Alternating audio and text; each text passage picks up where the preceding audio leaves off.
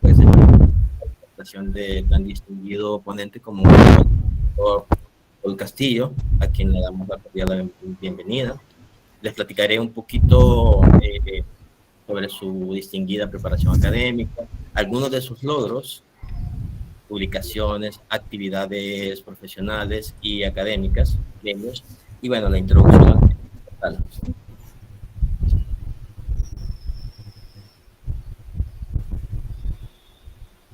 El doctor Paul Eduardo Castillo, bueno, es hondureño de nacimiento, nació en la ciudad de Tegucigalpa, actualmente es catedrático del Departamento de Ciencias Matemáticas de la Universidad de Mayagüez en Puerto Rico. Pues obtuvo su licenciatura en matemáticas en la universidad en el 88, luego sacó otra licenciatura en matemáticas en la Universidad de Montpellier en Francia, y bueno, dos máster en ciencias, uno en matemática computacional en la Universidad de Puerto Rico, de Mayagüez, y uno en ciencias de la computación en la Universidad de Minnesota. Actualmente pues tiene su doctorado en computación científica, que también lo tuvo en la Universidad de Minnesota.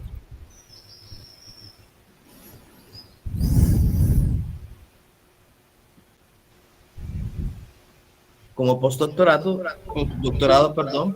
investigador postdoctoral en el Centro de Computación Científica Aplicada en el Laboratorio Nacional Lawrence Livermore, en Livermore, California. Pues conocemos de él 52 publicaciones, de las cuales pues 43 artículos son en revistas arbitradas y 9 en memorias de conferencia. Actividades profesionales, pues es miembro del Comité Editorial de Matemáticas y Computadoras en Simulación de Elsevier, evaluador de artículos para más de 20 revistas internacionales, miembro de la Asociación Internacional de Matemáticas y Computación en Simulación y de la Sociedad Industriales y Aplicadas. Tiene múltiples actividades académicas, ha sido asesor de estudiantes a nivel doctoral y estudiantes a nivel de maestría, de comisiones de evaluación de tesis, ha brindado talleres y conferencias en Honduras, Costa Rica, Panamá, México, Perú, Chile, Estados Unidos, y es presidente del Comité de Asuntos Graduados del Programa de Maestría del Departamento de Ciencias Matemáticas, me imagino que en la Universidad de Mayagüez. Ha tenido pues muchos premios y reconocimientos, entre los que pues, llama más la atención es el Hewlett Packard Award, que es de mejora del rendimiento de nuevas Américas en aplicaciones científicas utilizando Itanium 2, donde pues obtuvo un premio de $120,000 que consistió pues en 4 computadoras de 2 procesadores con la arquitectura 64 bits. Y bueno, pasamos directamente ya al tema. Motivados por la técnica de descomposición de operadores de Big Brother, se propone un método en tiempo para aproximar la solución de una clase de sistemas generalizados de ecuaciones de Schrödinger no lineales, el cual conserva la potencia de cada componente y el hamiltoniano del sistema de manera exacta, lo que se conoce como precisión de máquina. Entonces el doctor pues nos discutirá histórico. Al final de la exposición se pasará a lo que es la lista para que todos se puedan anotar de que ingresaron al coloquio, y bueno, daremos paso a una pequeña sesión de preguntas que le pueden hacer al doctor, que estaremos anotando en el proceso mientras el doctor está pues haciendo su exposición. Y bueno, sin más preámbulos, démosle la cordial bienvenida al doctor Paul Castillo, sin más preámbulos. Ok, voy a apagar el video para que no haya tanto problema, ¿verdad?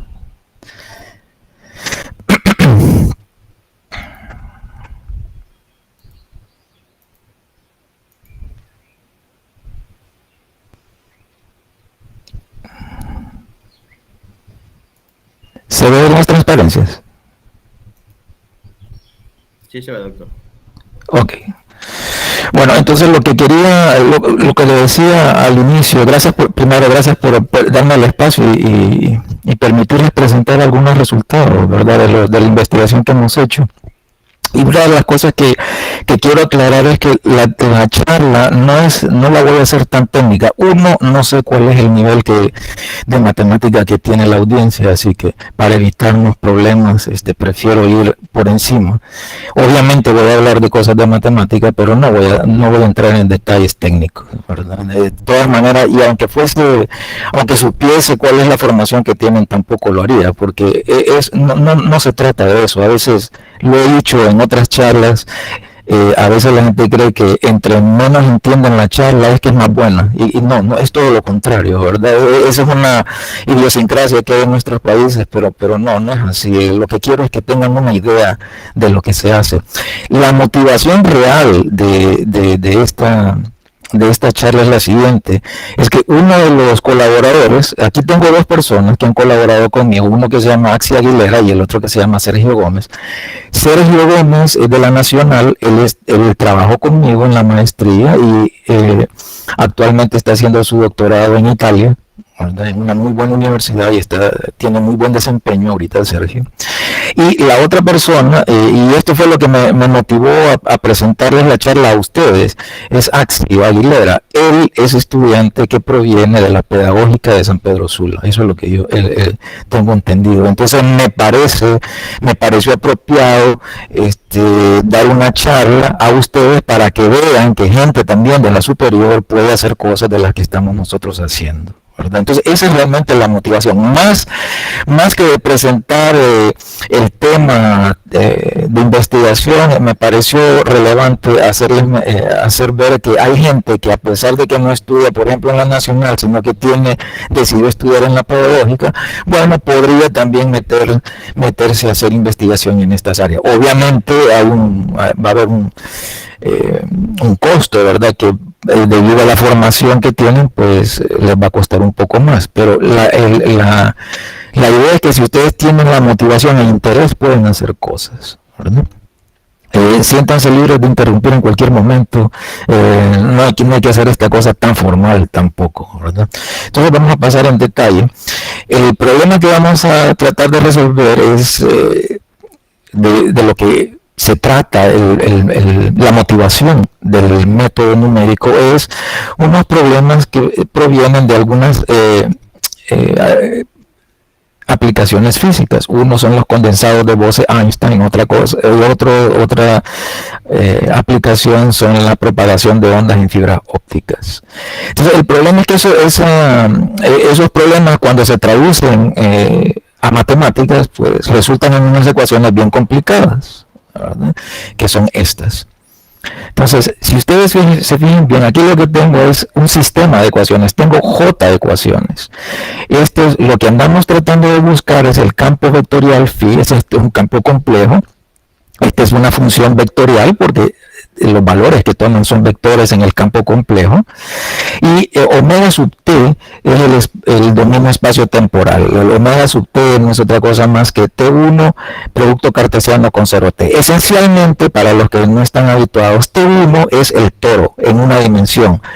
Imagínense, simple y sencillamente agarran el segmento 0,1 y lo conectan. Entonces eso les da un circulito. Entonces eso sería lo que significa T1. 0T, pues, eso es lo que representaría el intervalo de tiempo. Aunque en las aplicaciones no tiene por qué ser tiempo, ¿verdad? Puede ser otra cosa. Pero no quiero entrar mucho en detalle en la terminología de qué es lo que podría significar. Sépase que el sistema que vamos a tratar de resolver es de esta forma. Las funciones phi sub j son las componentes del campo phi, ¿verdad? O sea que tengo J componentes, voy a tener J ecuaciones diferenciales parciales. Aquí estoy en una dimensión porque el T1 es en una dimensión. Esta fue la segunda derivada, y aquí tengo un término de acoplamiento. Esto es lo que acopla todas las ecuaciones. Todos se ven acoplados por estas funciones.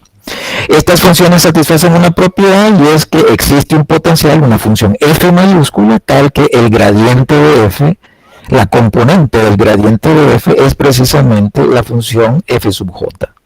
Entonces esas son las condiciones que vamos a imponer en el sistema. Y phi sub 0 son las condiciones iniciales. Aquí no hay condiciones, las condiciones de borde serían periódicas porque lo estoy resolviendo en el toro, ¿verdad? El extremo izquierdo y el extremo derecho se identifican, esos dos puntos están identificados. O sea que lo que pasa en un punto es lo mismo que pasa en el otro. Entonces, muchos de estos problemas que he mencionado arriba se pueden escribir de esta forma. El problema es que estas ecuaciones no se pueden resolver de forma analítica, que eso es lo que normalmente uno cree, que esa es la idea que uno tiene cuando uno hace matemática fuerte. Uno cree que siempre existe una formulita, así como la formulita cuadrática, que les va a resolver los problemas. No, en la práctica no es así. Es muy difícil encontrar técnicas que les permitan encontrar expresiones analíticas de la solución de un problema. Por lo general se tiene que recurrir a métodos numéricos y aproximar. No es que se va a calcular de manera exacta, se va a aproximar. Y esa es la motivación de nosotros. Ejemplos de estos problemas pues sería, por ejemplo, el de fibras ópticas, en donde la función potencial f mayúscula pues es esta función. Miren que este es un polinomio cuadrático en las variables psi1 y psi2. El sistema correspondiente es este. Pero miren que hay otros sistemas que no necesariamente tendrían que ser con potenciales cuadráticos. Por ejemplo, el potencial de saturación es mucho más complicado, ¿verdad? Y la ecuación que uno obtiene es esta. O sea que en este caso este sería el phi sub 1, en este caso esta función sería el phi sub 2, para el potencial de saturación este sería el phi sub 1, para el potencial de saturación este sería el phi sub 2. O sea que lo tienen puede ser una función no necesariamente polinomial. Entonces este es el tipo de problemas que queremos resolver numéricamente. Entonces, estos problemas tienen una propiedad y es que tienen lo que se llama una conservación de algunas cantidades, son leyes de conservación. Por ejemplo, conservan la potencia o la masa. Eso depende del vocabulario, depende de la aplicación que ustedes estén trabajando. Por lo menos en algunos casos se le llama potencia, en otros casos se le llama masa, en otros lados se le llama densidad. Usted lo nombra de acuerdo a su aplicación. La definición como quiera es esta. La potencia para nosotros de la componente phi sub j no es otra cosa más que la integral de phi sub j, del módulo de phi sub j al cuadrado. Recuerden que esto es un número complejo, entonces esto no es valor absoluto, sino que es el módulo, ¿verdad? Y la otra cantidad que se conserva es lo que se llama la energía o el hamiltoniano. La energía, esa cantidad se expresa de esta forma. La diferencia entre el potencial es que el potencial es individual para cada componente, el hamiltoniano no. El hamiltoniano es la suma de estas integrales más un término que involucra el potencial, la función f. Aquí estos son individuales, pero vienen acoplados una vez más por la función potencial. Entonces, estas cantidades son de interés, uno, físico, porque representan cantidades físicas de interés, pero no solo eso, sino que desde el punto de vista teórico también juegan un papel fundamental para demostrar que esas ecuaciones que tenemos atrás tienen existencia y unicidad. Entonces muchas veces la gente cree que porque estoy modelando algo físico automáticamente ese sistema va a tener solución. Eso no es cierto.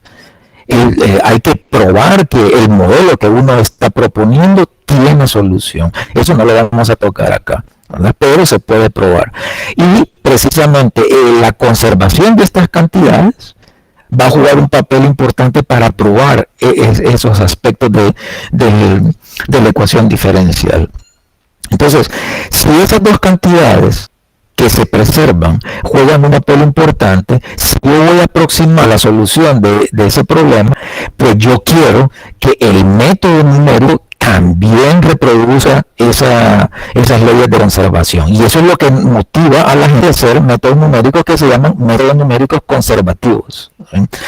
Lo que se quiere es conservar los análogos de esta cantidad y de esta cantidad, pero a nivel discreto, porque va a tener esta cantidad continua, va a tener un análogo discreto, y esta cantidad continua, la energía, también va a tener un análogo discreto. Entonces lo que quiero es que el método numérico preserve esas cantidades. Preservar significa aquí conservar, significa que a medida que voy avanzando en tiempo, esa cantidad inicial se va conservando, no tiene que ir variando.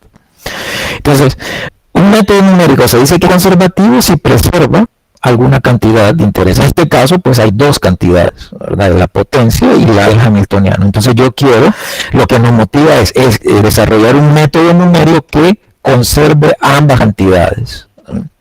Entonces, como les dije, no solo es por el interés físico, sino que también va a jugar un papel, a nivel discreto, también va a jugar un papel importante, y es que me va a permitir probar convergencia y me va a permitir probar estabilidad del método. O sea que no solo es una teoría de uno, el hecho de, es bonito tener esto. No es porque sea bonito, es porque tiene consecuencias tanto desde el punto de vista físico como desde el punto de vista numérico.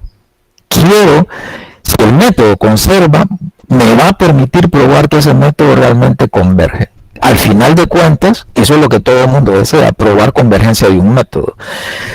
El mito es que, si voy a hacer análisis numérico solo es de agarrar la computadora, apretar botones. No se trata de eso. Uno propone un método y es deber de uno probar que el método converge. Eso es hacer análisis numérico. No solo es agarrar la computadora y estar tecleando ahí. No tiene nada que ver con eso, ¿verdad? Y esa es la parte que a veces pierden, porque creen que cuando uno hace análisis numérico no hace matemática. Y es todo lo contrario. Tiene que ver. Tengo que probar esas cosas, ¿verdad? Entonces, esto es lo que nos ha motivado a nosotros y a mucha gente a hacer estos métodos.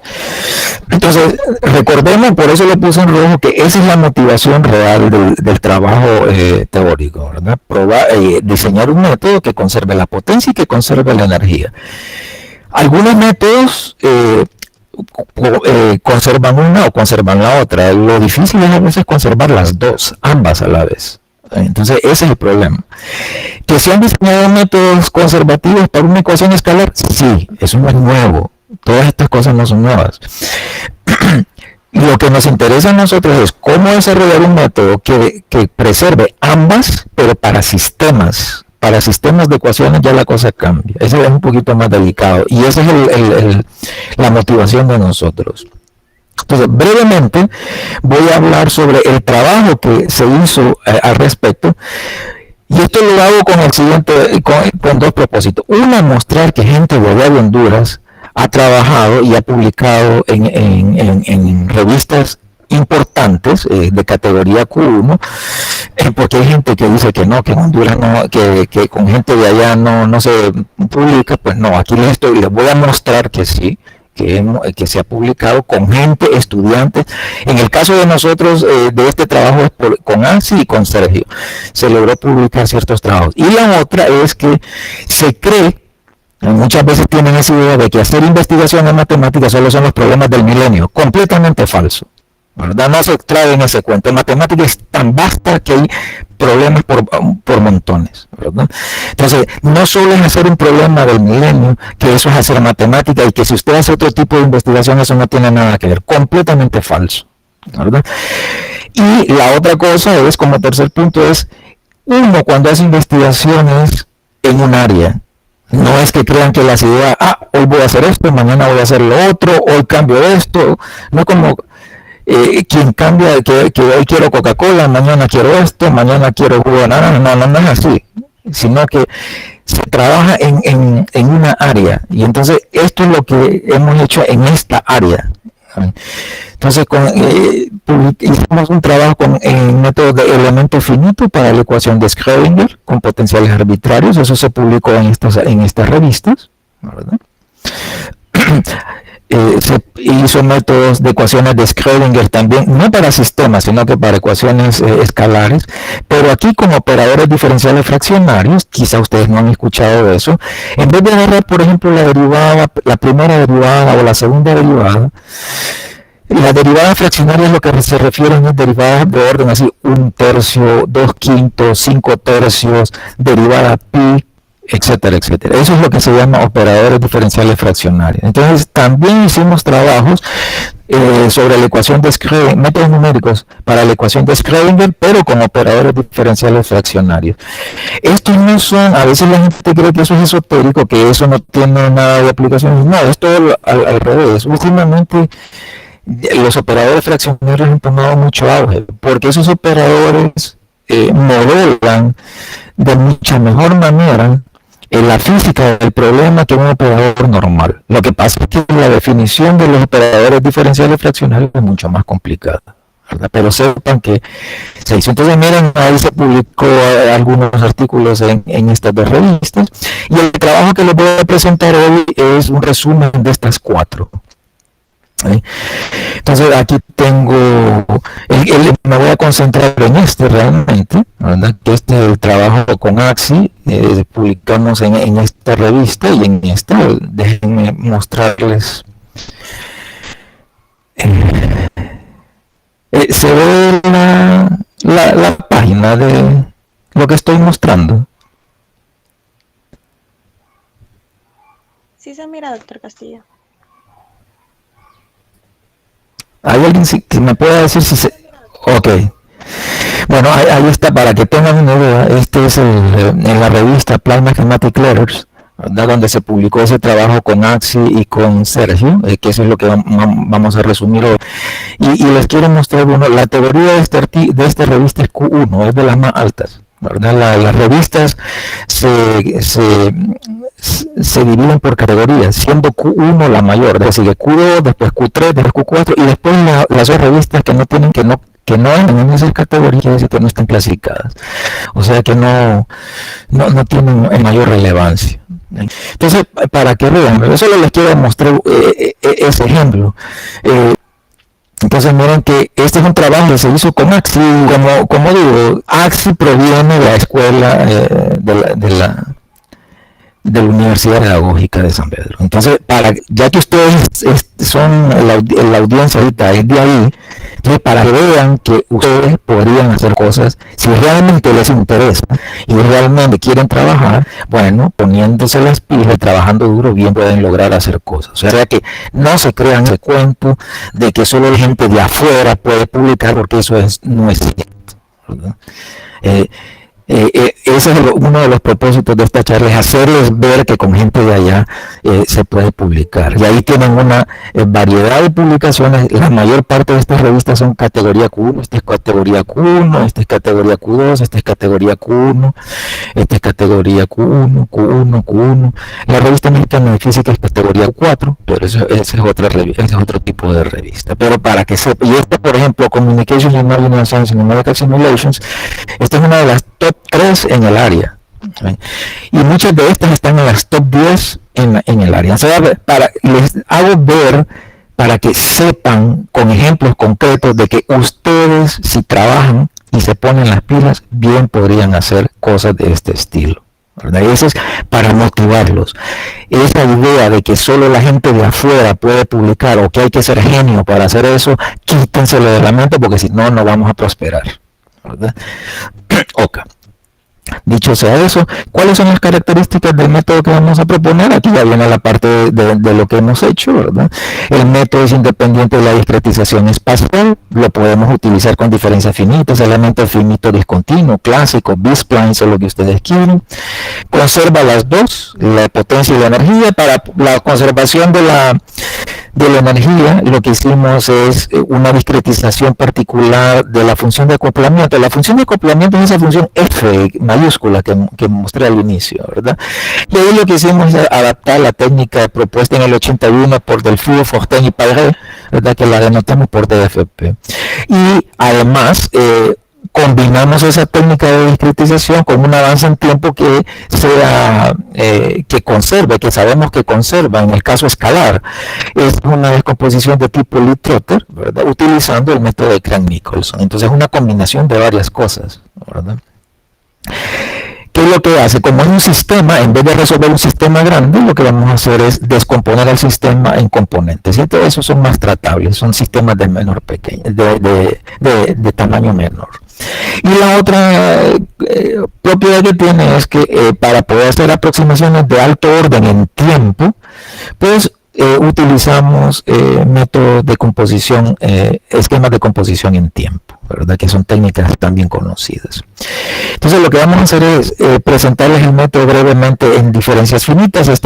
Porque diferencias finitas es lo más fácil de presentar, ¿verdad? Normalmente el toro se discretiza uniformemente, los puntos XM los denotamos de esta forma, el intervalo en tiempo también hacemos una discretización uniforme. Esta notación lo que significa es una aproximación de la función phi en el punto m, xm en el tiempo tm. Utilizamos esta notación clásica, no es una notación nueva para el método de Crank-Nicolson, y la discretización de la segunda derivada. La segunda derivada resulta, cuando uno lo discretiza, pues resulta una matriz, pero esa matriz tiene ciertas propiedades, ya que esa matriz es simétrica circulante. Y si no saben lo que es una matriz simétrica circulante, pues aquí tienen la idea, ¿verdad? Esto es lo que se llama una matriz circulante, ¿verdad? Circulante porque si se fijan bien, van circulando las entradas por fila, ¿verdad? Como les dije, la técnica de discretización del término no lineal se basa en la del Fourier-Fortin y Poiret, que no es otra cosa más que esto. Miren que ya incorpora el potencial, ¿verdad? El problema es que esa discretización no aplica a sistemas. Entonces nosotros lo que hicimos es ajustar esto a sistemas, ¿ven? Aquí solo tengo una componente, aquí ya tengo varias componentes, ¿ven? Entonces lo que vamos a hacer es ir componente a componente, actualizando. Voy a calcular la primera componente, con la información de la primera componente calculo la segunda componente. En la segunda componente voy a utilizar esta discretización, pero aplicada únicamente a la segunda componente. Una vez que resuelvo para la segunda componente, sigo con la tercera, con la cuarta, con la quinta, hasta que llego a la última componente.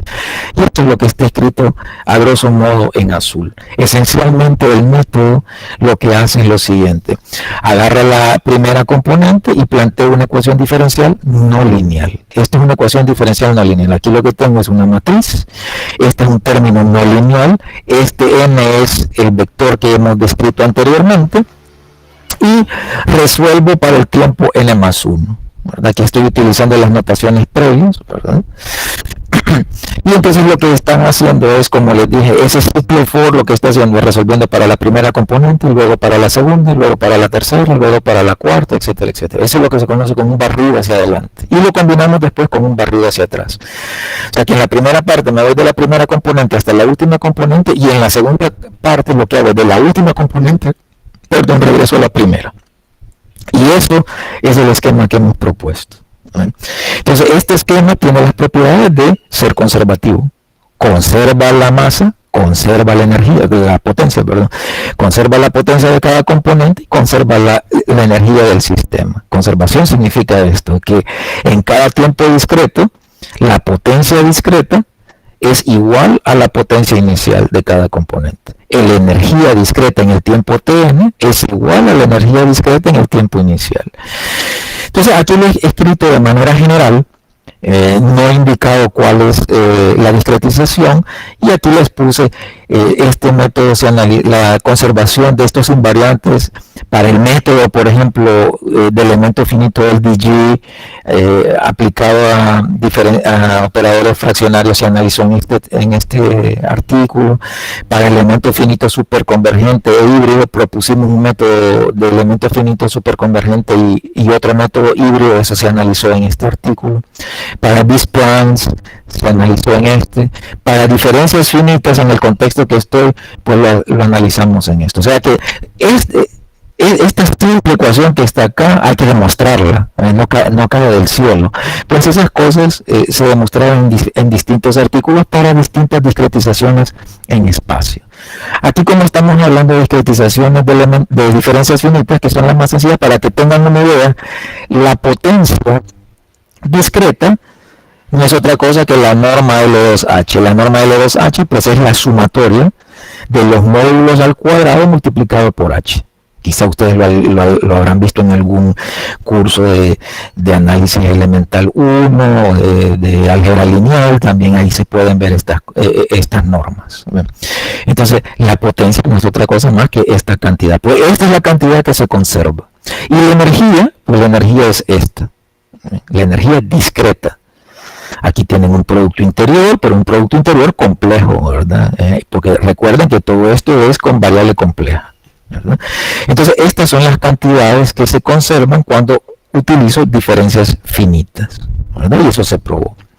También probamos que el método converge, eso es importante. Usted tiene que probar que el método converge.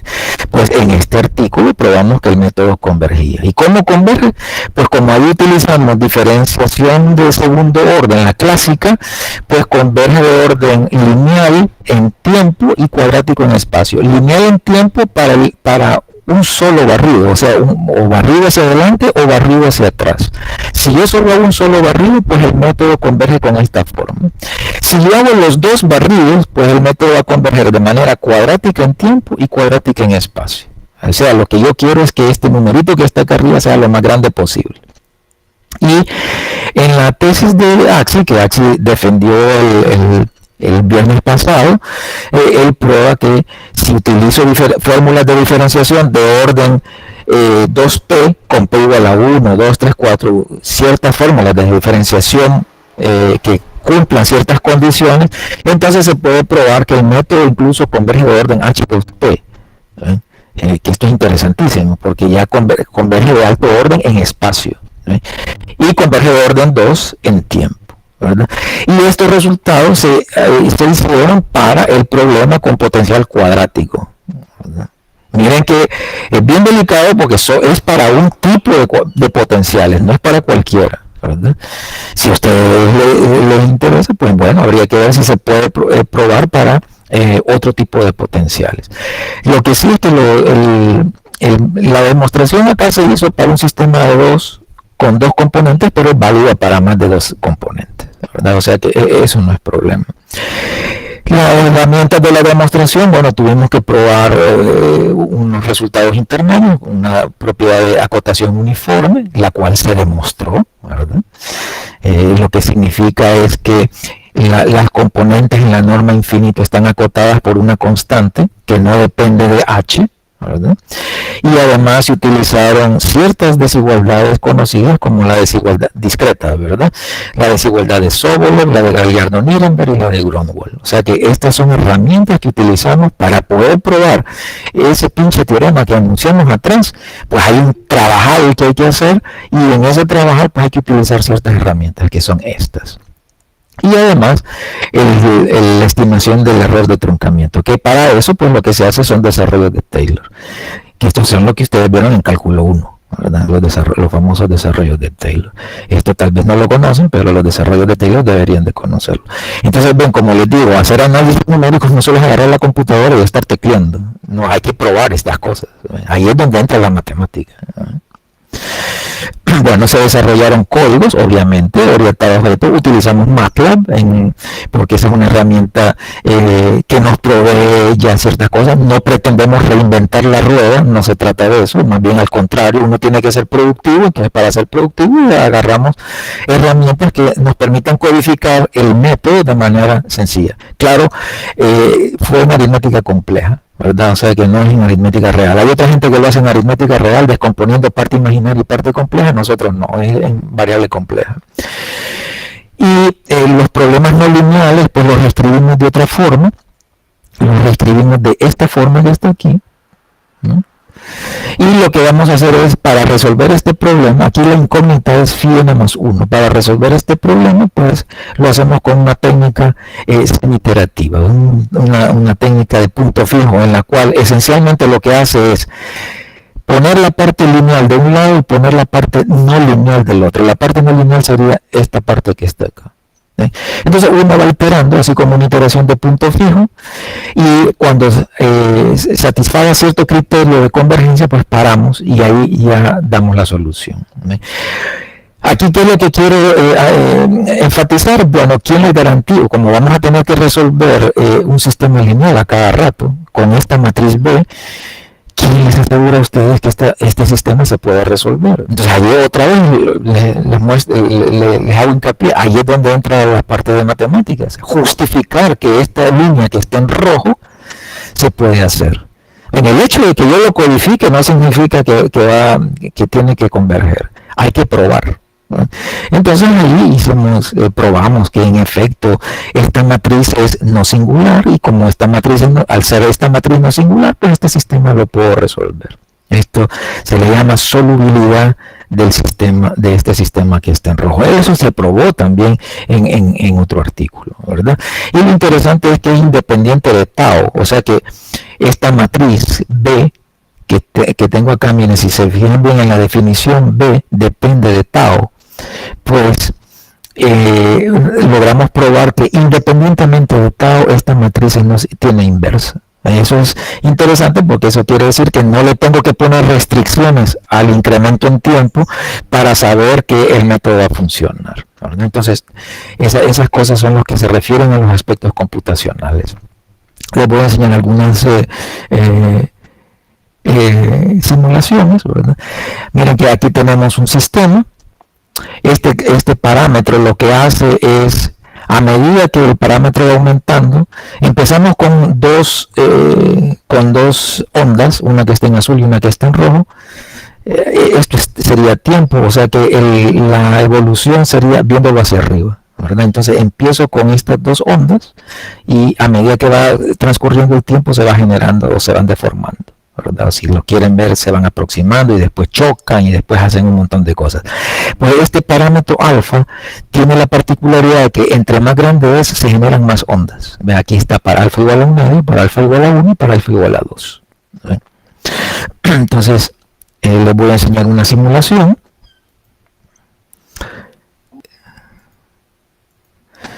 Aquí están viendo las ondas cómo evolucionan en tiempo. Se cruzan y chocan y se generan cosas, y lo que tienen aquí y en las otras es la conservación. Aquí van a tener la conservación de energía y aquí la conservación de las dos potencias, ¿verdad? Miren que la conservación, ¿qué es? ¿Cómo se mide? Bueno, voy a medir el error entre la cantidad inicial y la cantidad en el tiempo tn. Miren que este error está en precisión de máquina, porque es de 10 a la menos 12. Ahí lo tienen otra vez.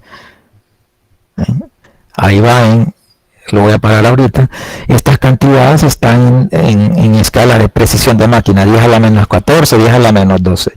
Nunca van a poder tener un error cero, porque ustedes cometen errores de cálculo. Además, los sistemas no están resueltos de manera exacta, sino que están resueltos de manera con un método iterativo. Entonces no pretendan que el error tiene que ser cero.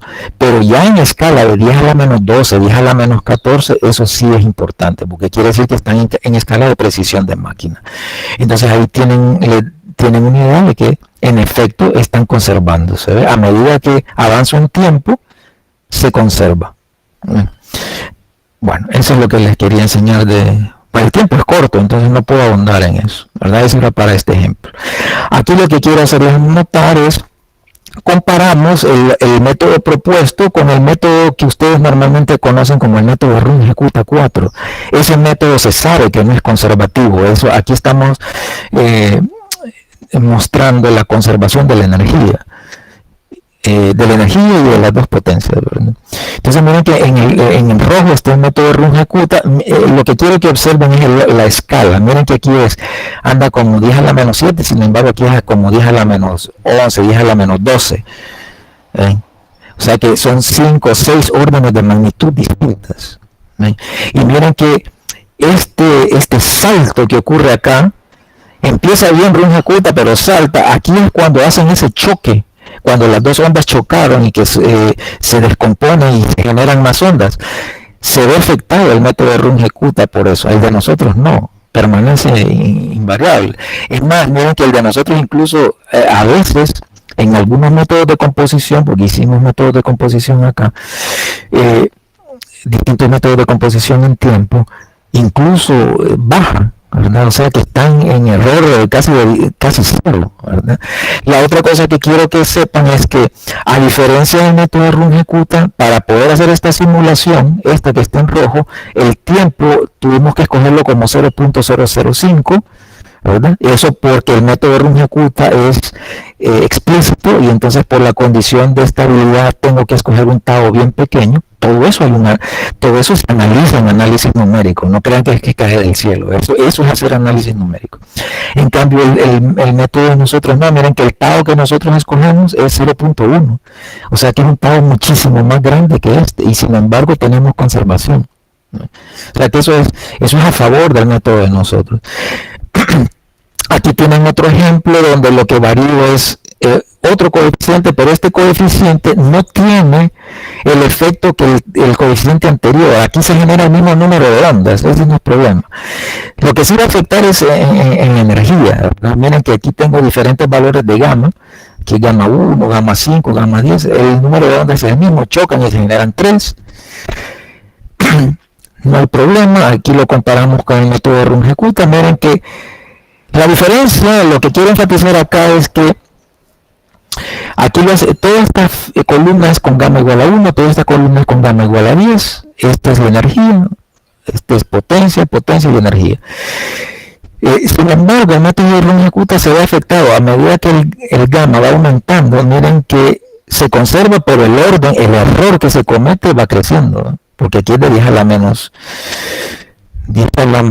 8, mientras que aquí estoy en 10 a la menos 11, 10 a la menos 12. ¿Ven? O sea que otra vez 4 o 6 órdenes de magnitud distintas. La otra cosa es que el método de Runge-Kutta conserva, pero ojo, hay que tener, da la impresión de que conserva, pero no es porque sea un método conservativo, no, es porque estoy escogiendo el tau bien pequeño, de tal manera que la solución aproximada ya está cerca de la solución exacta, y como la solución exacta converge, entonces entonces la solución aproximada va a converger. Pero no significa que el método Runge-Kutta es conservativo. En el caso de nosotros, sí, el método, probamos que el método es conservativo, y eso se refleja acá en el hecho de que los errores están en precisión de máquina, no como esta curva que está en rojo. Perdón. Finalmente hacemos una comparación con otro método. Este es otro método que se hizo, ¿verdad? Entonces, aquí tengo un método que lo propuso el autor, Kai, en el 2010. Estas dos columnas son el método que nosotros proponemos, el avance en tiempo que nosotros proponemos, perdón. Esta columna es utilizando diferencias finitas, y esta columna es utilizando elemento finito. Como les dije, no importa cuál es la discretización espacial, el método conserva. Aquí lo que es relevante, si lo veo por fila, esto es para lambda igual a 1, lambda igual a 5 y lambda igual a 10. Ahora, si se fijan bien, el problema es que a medida que lambda va creciendo, eso va teniendo repercusión en la energía, en la energía y en la masa, en la conservación de los invariantes, en particular el de la energía. El método que está propuesto aquí solo conserva energía. Entonces, estas gráficas representan la conservación de energía, pero ojo, miren lo que sigue. Aquí es la escala de 10 a la menos 4, no se ve porque es bien chiquitito esto. Aquí más o menos anda por 10 a la menos 2, y aquí anda por 10 a la menos 1, 10 a la menos 2. O sea que el error, hay un error en la conservación de 10 a la menos 2. Ojo, 10 a la menos 2. Ahora fíjense en esto, en el que nosotros proponemos. Anda en 10 a la menos 12, 10 a la menos 13, 10 a la menos 12, 10 a la menos 13 casi aquí. O sea que, a diferencia de esto, aquí son 10 órdenes de magnitud diferentes.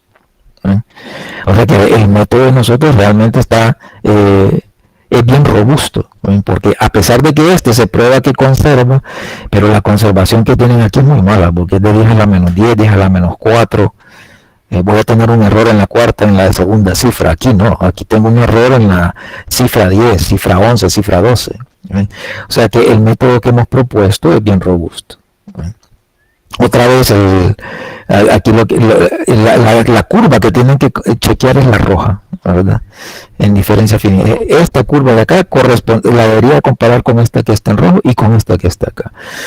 Aquí es utilizando diferencia finita de orden 2. Aquí no hay método de elemento finito discontinuo de orden 3. Pero lo interesante es, o de orden 2, no recuerdo ahorita, ¿verdad? La simulación.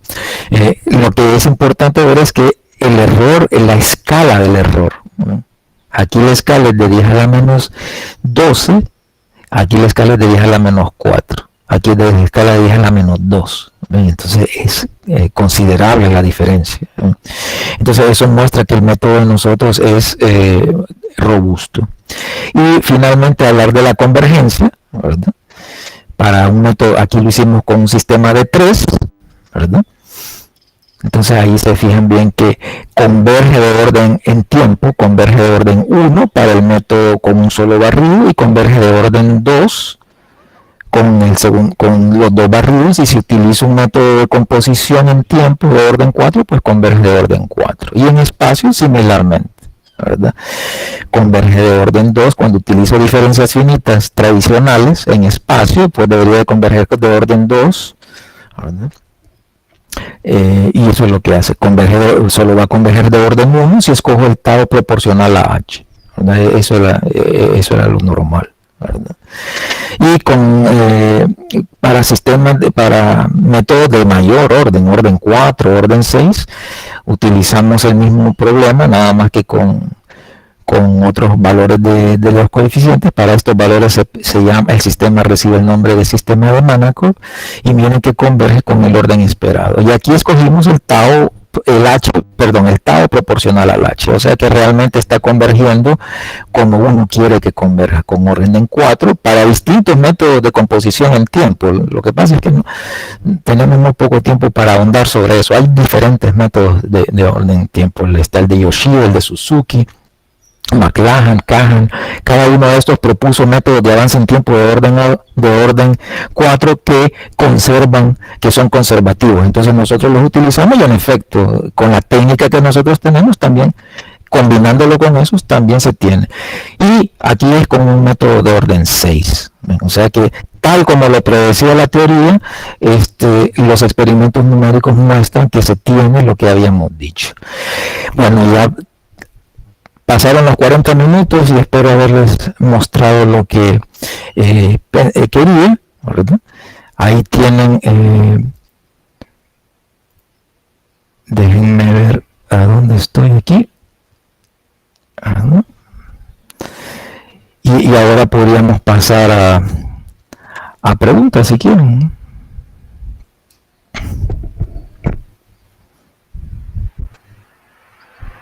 Muy bien, muchísimas gracias, doctor. Bueno, a la audiencia, muchísimas gracias, doctor. No tenemos ninguna en el chat, entonces, O sea, una cosa, no tiene por qué, no tienen por qué hacer preguntas relacionadas técnicas del método. Como les dije al inicio, yo no sé qué formación tienen ustedes, ¿verdad?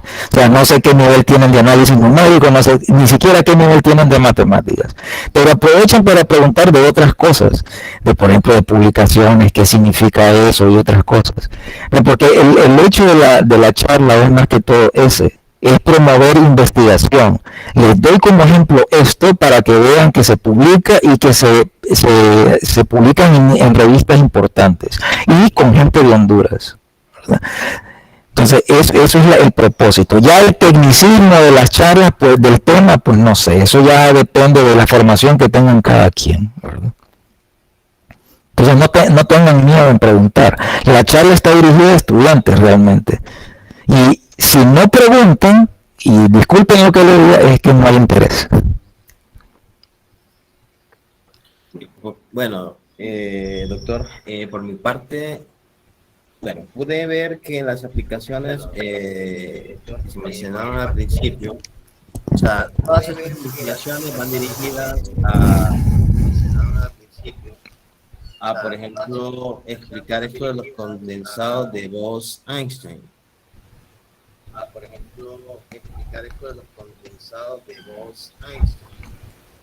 ¿Cuáles son las aplicaciones que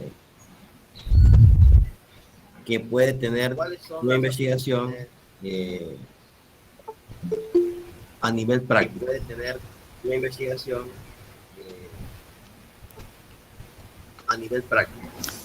Bueno, a nivel práctico son precisamente estas, la formación de, por ejemplo, de solitones en preparación de ondas en fibras, el estudio de los condensados, lo que deben de entender, hay una cosa que deben de entender, y creo que ahí es donde hay a veces que no se entiende en dónde cae matemática en esta cosa, y cuando se habla de matemática aplicada.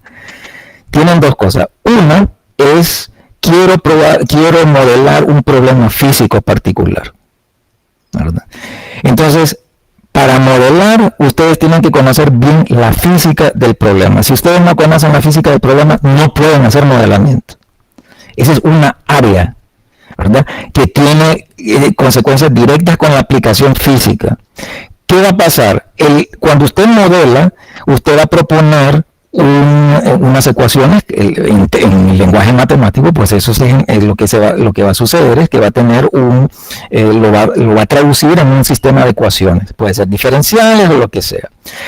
El problema es que esas ecuaciones diferenciales por lo general, no las va a poder resolver con las técnicas que usted vio en los cursitos de ecuaciones diferenciales ordinarias.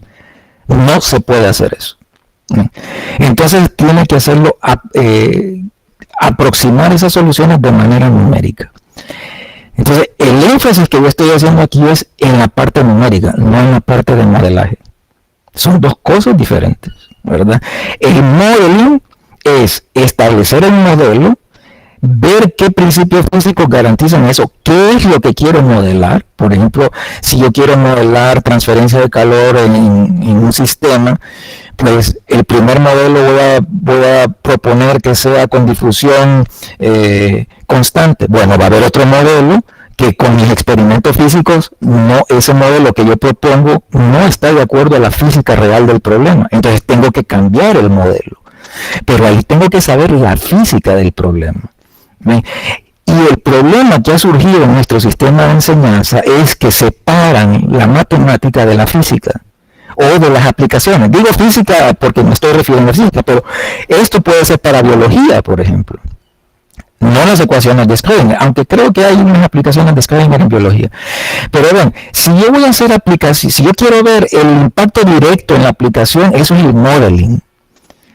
Una vez que usted modela, ahora hay que resolver ese problema. ¿Cómo se resuelve? Pues, desgraciadamente no tienen fórmulas analíticas. Tiene que hacerlo de manera numérica.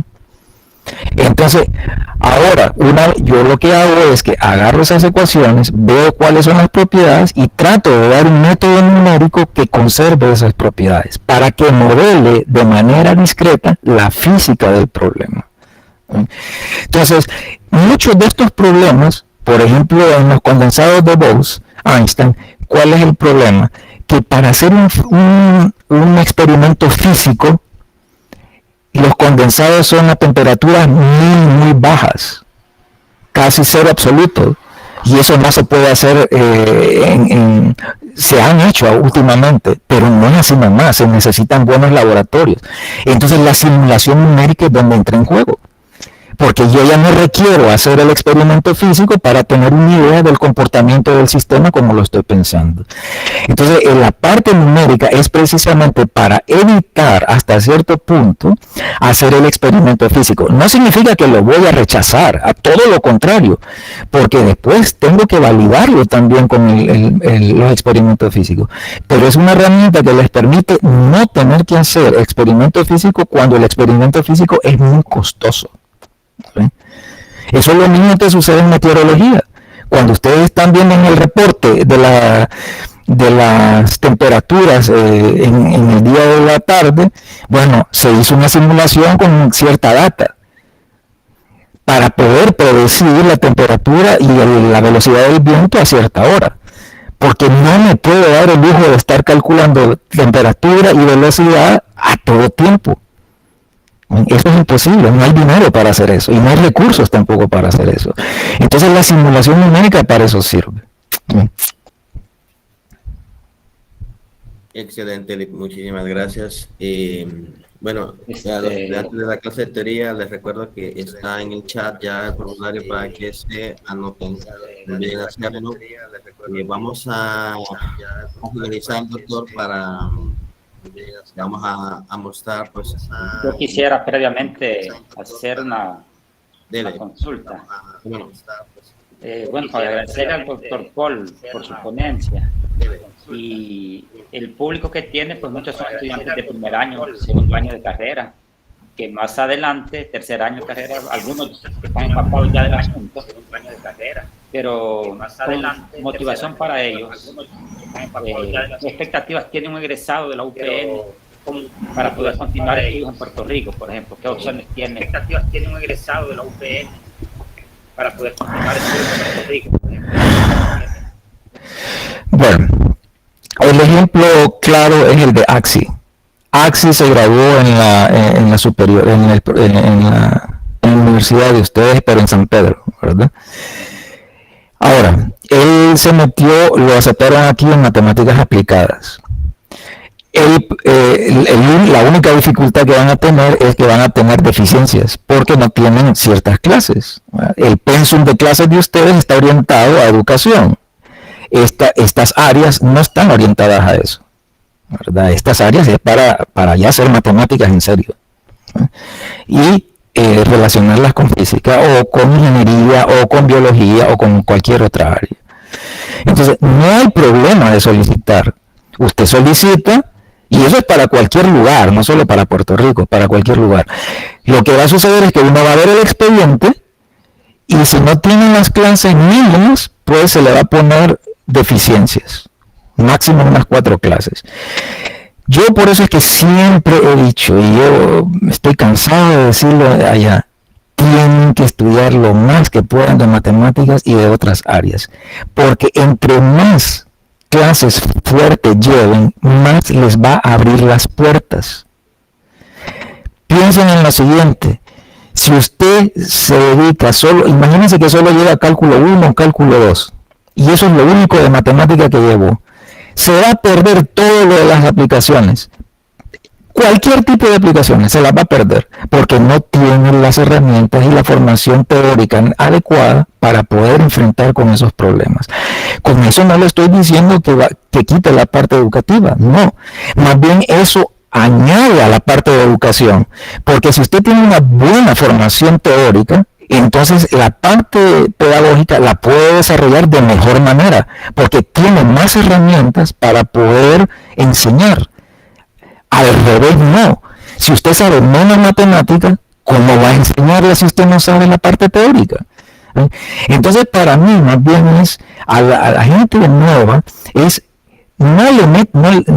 olvídense de la gente que les mete miedo, traten de llevar las clases más fuertes, análisis 1, análisis 2, qué sé yo, otras clases de teoría, análisis funcional, ese tipo de clases, porque eso les va a dar una formación sólida para poder enfrentar con otras. Además, agarrar, por ejemplo, física 1, física 2, física 3, etcétera, etcétera, porque eso les va a dar ideas de otra cosa. Miren, como matemático aplicado, se tiene el error allá, que creen que matemático aplicado es resolver una ecuación y ya está. No. Si usted no, como les digo, si usted no sabe el problema físico, usted no lo puede nivelar.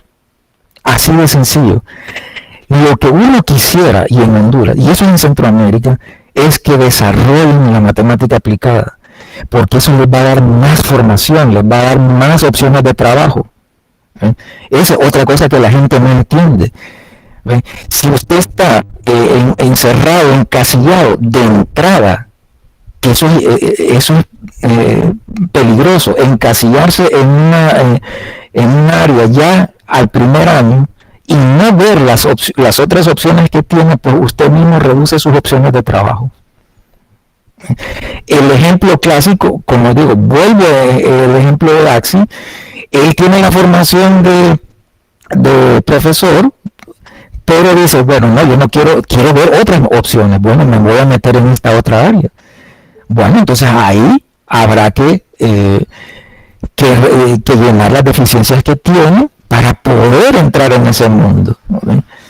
Entonces eso es lo que uno hace, pero no más bien quitarle matemáticas, más bien añadirle más matemáticas y añadir otras cosas, porque de lo contrario no se van a encasillar.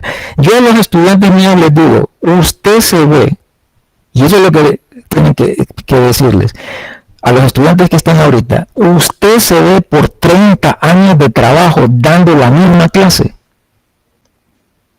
¿Está seguro que usted quiere dar, por ejemplo, el equivalente de la primera clase de matemáticas y la segunda clase de matemáticas? ¿Qué sé yo? Sumar polinomios, restarlos, dividir, hacer fracciones. ¿Quiere hacer eso por 40, 30 años de su vida? Porque eso es lo que va a hacer. Si usted solo se dedica si usted tiene esa formación débil, no va a poder optar por otras cosas. Quiere dar cálculo 1 por 30 años de su vida y no ver que hay otras cosas a su alrededor que tal vez usted tiene el potencial y podría desarrollarse con ese potencial. Usted ahorita no sabe nada de su potencial hasta que no ve, hasta que no prueba. Entonces, el error de los estudiantes es que se encasillan en una cosa, esto es fácil, esto me voy a meter en esto, pero hasta ahí llegaron. Y después se ven con el problema de que están 40, 30 años de su vida enfrascados en la misma clase. Y no proveen nada nuevo a las nuevas generaciones. ¿Ven? Porque no tienen otra formación. Entonces, esa es la idea. Más bien deben de formarse con otras cosas, tomar más clases, participar en otra cosa, ser un poco más comunicativo, expresar, hablar con la gente, hablar con los profesores, ver qué chance tienen de irse para afuera. Tienen chance siempre y cuando se formen. El problema que pueden tener ya más puntual es que si usted aplica, por ejemplo, si usted solicita aquí y usted tiene muchas deficiencias, entonces lo van a aceptar, pero no le van a dar ayudantía.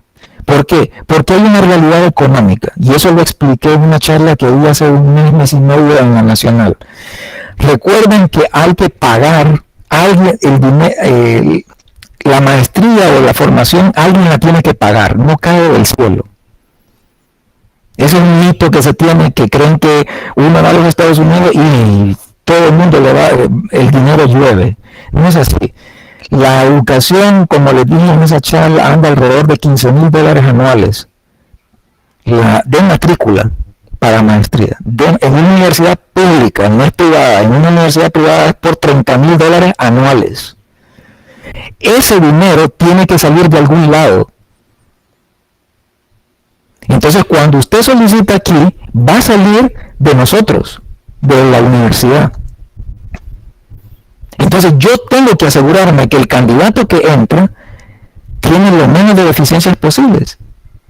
Si yo veo que hay un candidato que viene de China, que tiene muy buena formación, versus un candidato que viene de Honduras, que solo tiene cálculo 2, ecuaciones diferenciales 1, y no tiene nada de análisis, no tiene nada de formación teórica, no es porque uno los esté denigrando, no, es porque el otro tiene más formación y mi inversión en ese estudiante va a rendir frutos. Entonces, eso es lo que la gente no quiere entender allá. Las becas hay que pagar, alguien tiene que pagar. Entonces, uno cuando acepta a un estudiante es porque trata de aceptar a alguien que tenga el menor número de deficiencias. Si no tiene deficiencia, pues mucho mejor. ¿Verdad? Y nos están llegando gente que no tiene deficiencias, entonces no hay problema. Todo depende de la época en que usted solicite, el pool de estudiantes que solicitaron. Si en ese momento que un estudiante solicita, yo tengo 10 candidatos que tienen muy buena formación, que incluso publicaron en revistas ya, hombre, yo voy a agarrar a ese estudiante. Es que es una cosa de oferta y demanda. No es una cosa de pobrecito, que el otro no tiene dinero, que no sé qué. No. Es una cosa de calidad, ¿verdad? Si usted tiene calidad, no hay problema. Nadie lo va a juzgar si tiene dinero o si no tiene dinero. Lo que importa es que tenga calidad, el mérito académico. No nos fijamos si tiene que si hombre, que si no, eso es irrelevante. Tampoco se metan en ese rollo. Esas son cosas de política, no nos interesa nada de eso.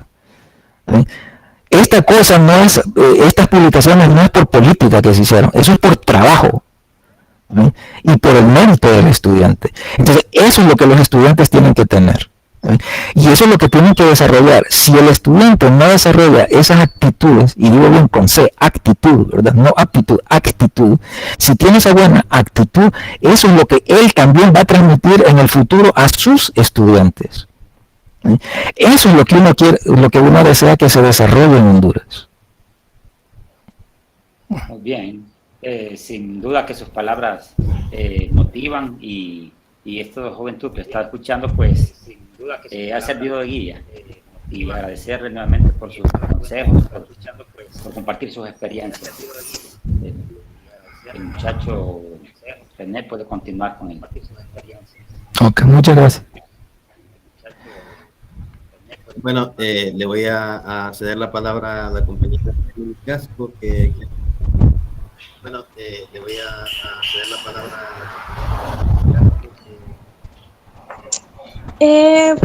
Bueno, más que todo, yo vengo comenzando, bueno, mi carrera.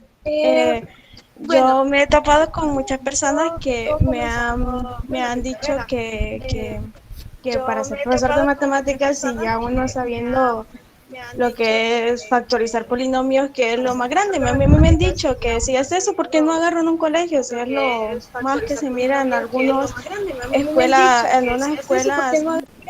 a ver. Entonces esto a mí me ayuda bastante motivación. A mí me han dicho que con lo que yo tengo obtenido, que bueno, sinceramente es más o menos poco, porque vengo empezando lo de la carrera, los conocimientos que vengo teniendo, me dicen que ya estoy capacitada como para dar en un área bastante pequeña, me determinan en un área más pequeña.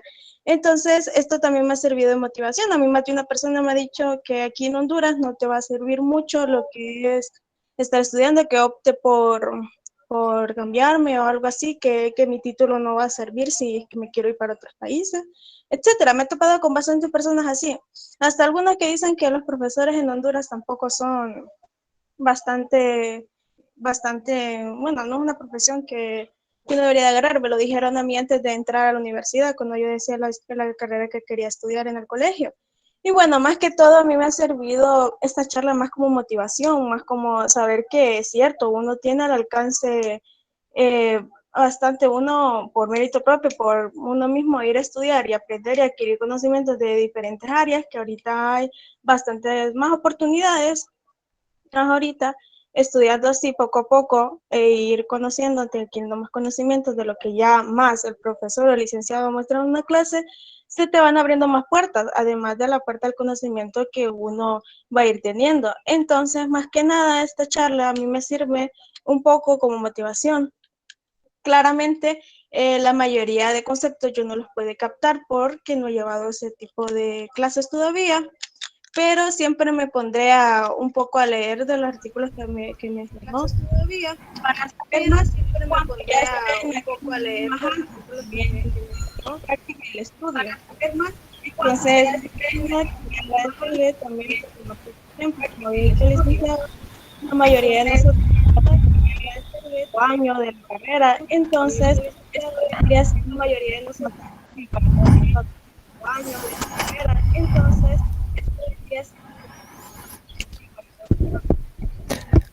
¿Me escuchas? sí, lo escucho. ¿Me escuchan? ¿Aló?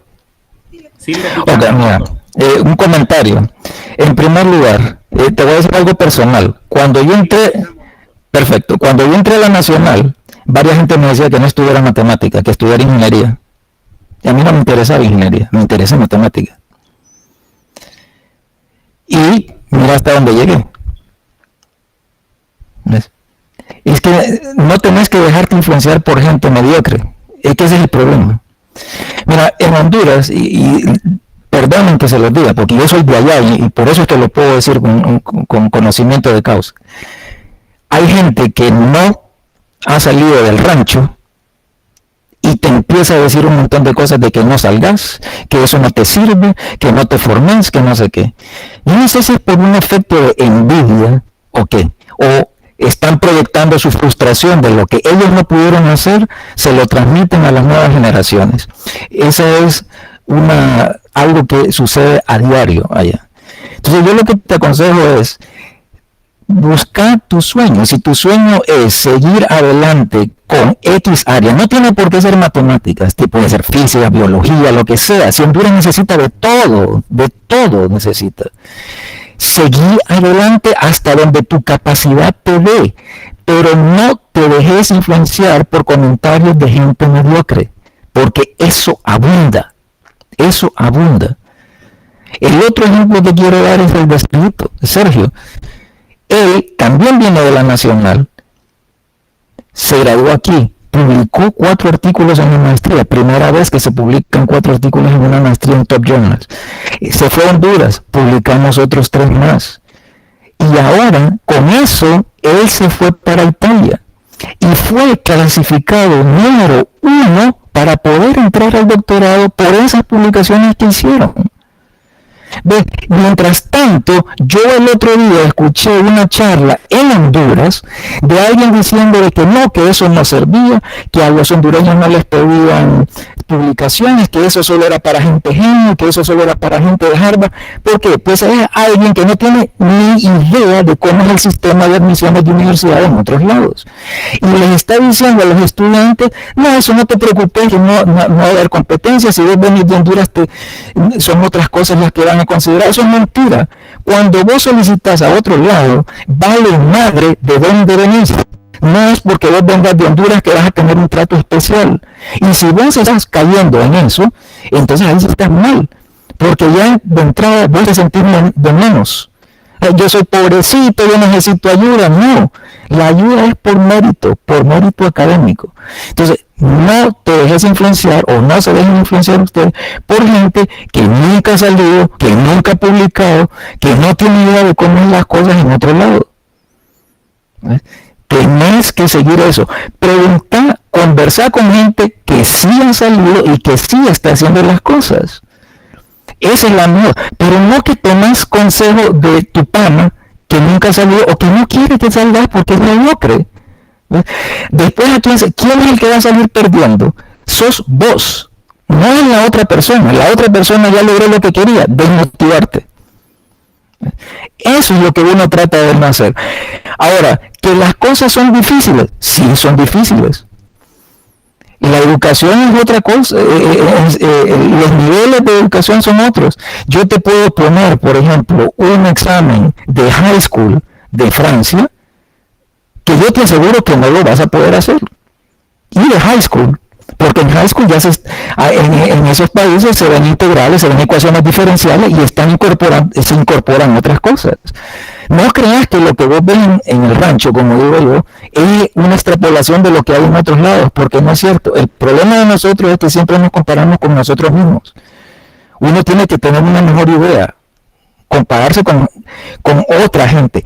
Obviamente, hay que estar consciente de que en otros países eso viene de mucho tiempo.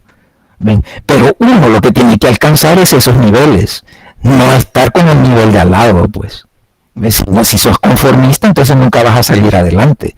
Pero te voy a decir, solo con por ejemplo, la gente cree que solo porque ya llevaste cálculo 1, que vos podés dar cálculo 1. Eso no es cierto. Eso no es cierto. Vos tenés que tener por lo menos unas 2, 3 clases más para poder dar la clase de abajo. Entonces, eso es lo que uno quiere con ustedes. El problema es el medio. Realmente el medio de nosotros es un medio nocivo. ¿A cuánta gente no le dicen, no, usted no se vaya? O no haga esto, o lo que te están diciendo, no, que es que en Honduras no se necesita esto. Bueno, no lo necesitas. Si lo que necesitas, obviamente, y hay que tenerlo claro, si usted lo que necesita es comer en ese momento, pues ni modo, tiene que cumplir con esa necesidad, ¿verdad? Pero ya a nivel de educación, pues ya asumimos que son otras cosas. ¿Sí? Entonces necesitas prepararte más, necesitas ver otros lados, ¿verdad? Hablar con gente que sepa o que ha tenido otras experiencias. No te juntes con gente. ¿Cuánta gente yo he tenido me hice de enemigos de allá? Porque realmente no le sigo el jueguito ese, ¿verdad? Prefiero estar solo que mal acompañado, ¿verdad? Recordar al final es tu formación.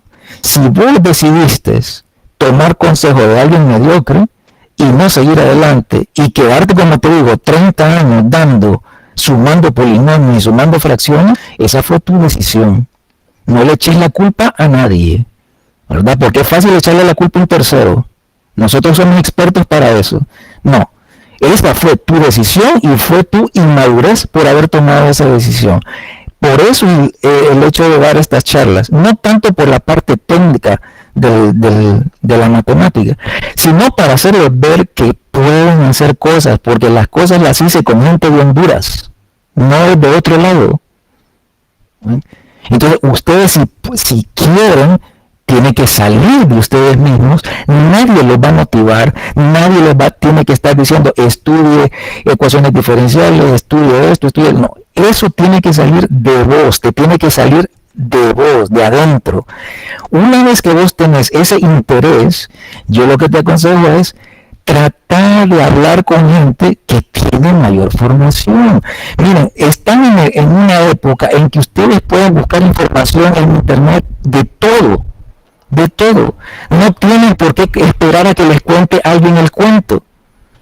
Yo te mandé mi hoja de vida, bien vos podés ver en dónde trabajo y qué es lo que hago.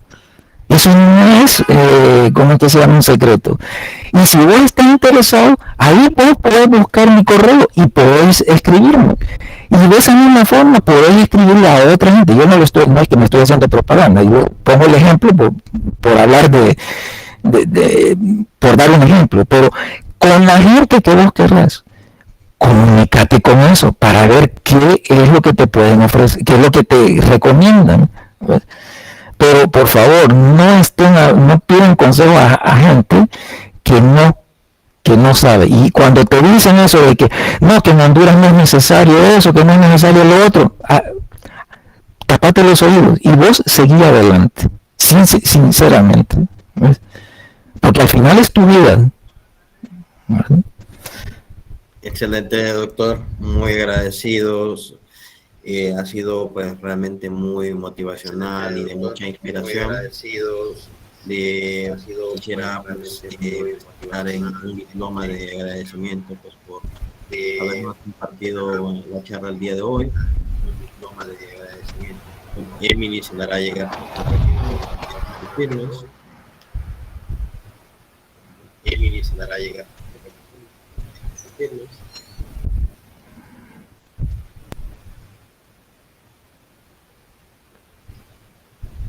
Bueno, simplemente lo voy a leer rapidito, el tiempo se nos ha pasado. Y bueno, no se hubieran molestado. Simplemente lo voy a leer rapidito. Nacional, Vicerrectoría Académica, Departamento de Ciencias Matemáticas, pues le otorga el reconocimiento especial al doctor Paul Eduardo Castillo por su valioso aporte con el coloquio del método conservativo para la aproximación numérica de sistemas de Schrödinger, y pues entregado hoy 29 de 2020. Firmará pues el jefe del departamento, el doctor Luis Ramos, y la de ciencias, la secretaria Flavia Romero. Y bueno, muy agradecido, doctor. Doy todos los estamos para que nos dé las palabras de despedida, y por mi parte muchísimas gracias, muy inspiracional, y seguir hasta cada vez más como estudiante. Muy inspiracional y seguir hasta cada vez más como estudiante.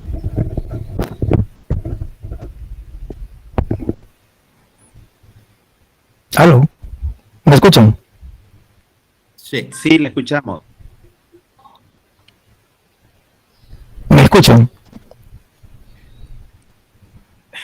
Doctor Paul, bueno, la verdad que sí le escuchamos. Okay, sí, solo, bueno, primero, gracias, no se hubiera molestado por el diploma, ¿verdad? Muchísimas gracias.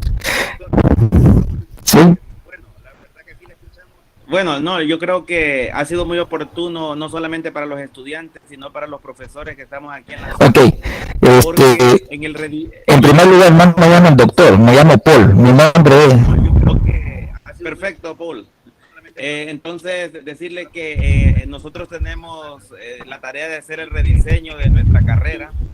en el cual reconocemos la falta de algunos cursos de física que nos complementen la formación en matemáticas de nuestros estudiantes en nuestra carrera, como era hace algunos años.